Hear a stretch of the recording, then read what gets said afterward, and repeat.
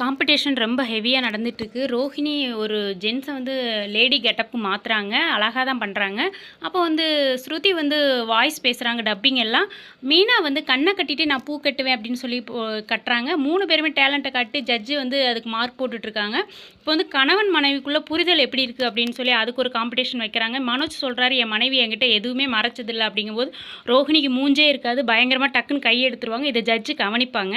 அதுக்கப்புறம் ரவி சொல்லுவாரு, எங்களுக்கு அழகான வாழ்க்கை அமைஞ்சிருக்கு. எங்களுக்கு 3 குழந்தைங்க வேணும் அப்படின்னது டக்குன்னு ஷட் அப் ரவி, எனக்கு குழந்தை பெத்துக்கிற ஐடியாலலாம் இல்லன்னு சொல்லி ஸ்ருதி ஸ்டேஜ்லயே கத்திருவாங்க.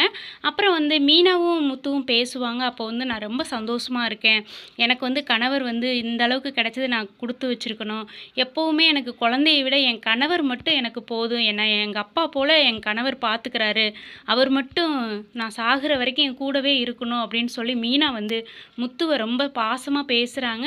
இத கேட்டுட்டு கீழ ஸ்டேஜ்ல எல்லாருமே கைத்தட்டிறாங்க. மனோஜுக்குலாம் பயங்கரமா கடுப்பாகுது. மீனா வந்து சந்தோஷமா ஆனந்த கண்ணீர் விடுறாங்க. புடிச்சிருந்தா ஒரு லைக் குடுங்க. நீங்க என்ன நினைக்கிறீங்கன்னு கீழ கமெண்ட்ல சொல்லுங்க.